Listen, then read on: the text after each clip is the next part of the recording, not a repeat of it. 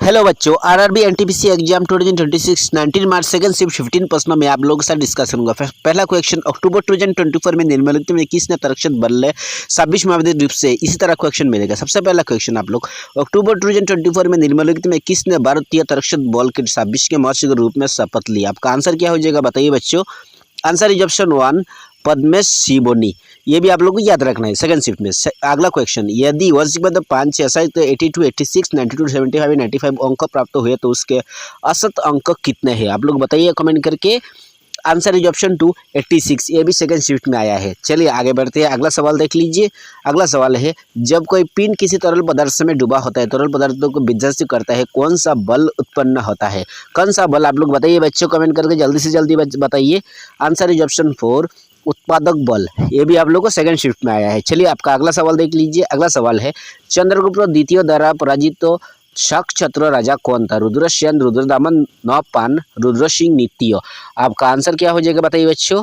Answer is option 4 Rudra Singh नित्य। ये भी सेकंड शिफ्ट में आया है। चलिए अगला सवाल देख लीजिए। स्पेस एक्स मिशन 2025 का नाम क्या है।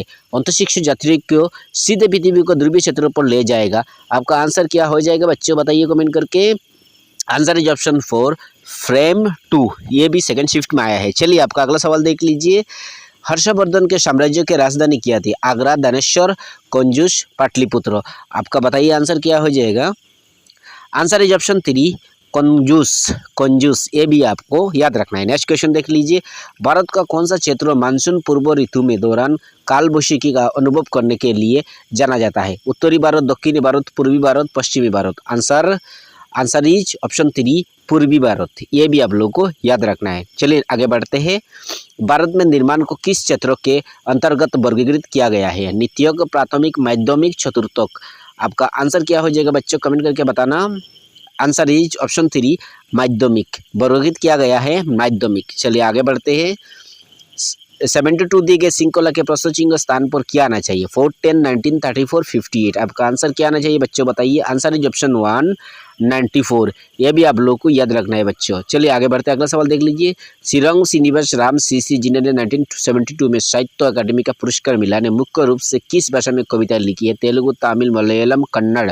आपका आंसर क्या हो जाएगा। आंसर इज ऑप्शन 1 तेलुगु भाषा में कविताएं लिखी है। यह भी आप लोग को याद रखना है। चलिए अगला सवाल।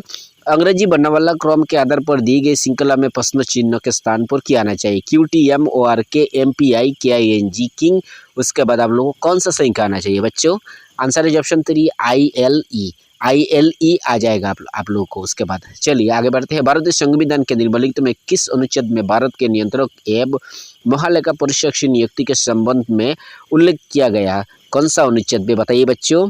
आंसर इज ऑप्शन 3 अनुच्छेद 148। यह भी आप लोगों को याद रखना है बच्चों। चलिए आगे बढ़ते हैं। निम्नलिखित में कौन सा पद भारत के प्रत्येक ग्राम पंचायत में नहीं है। पंचायत का उत्पादक, पंचायत सचिव, पंचायत का निर्वाचित कोषाध्यक्ष, पंचायत का निर्वाचित अध्यक्ष, सरपंच। आपका आंसर क्या हो जाएगा बच्चों।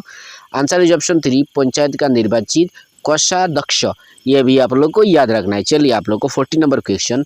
निम्नलिखित में कौन सी डिवाइस कंप्यूटर सिस्टम में डाटा को प्रोसेस करती है। RAM, CPU, HDD, FDD। कौन सा सिस्टम बच्चों बताइए कमेंट करके। Answer is option 2 CPU। CPU का फुल फॉर्म है सेंट्रल प्रोसेसिंग यूनिट। अगला सवाल देख लीजिए। रामकृष्ण मिशन की शुरुआत किसने की थी। केशव चंद्र सेन, गोपाल गणेश आगरकर, रामकृष्ण परमहंस, स्वामी विवेकानंद। आपका लास्ट सवाल है बच्चों। Answer is option 4 Swami Vivekananda. बच्चों वीडियो कैसा लगा आप लोग नीचे कमेंट करके जरूर बता सकते हो। अगला वीडियो में मिलते हैं। Bye bye.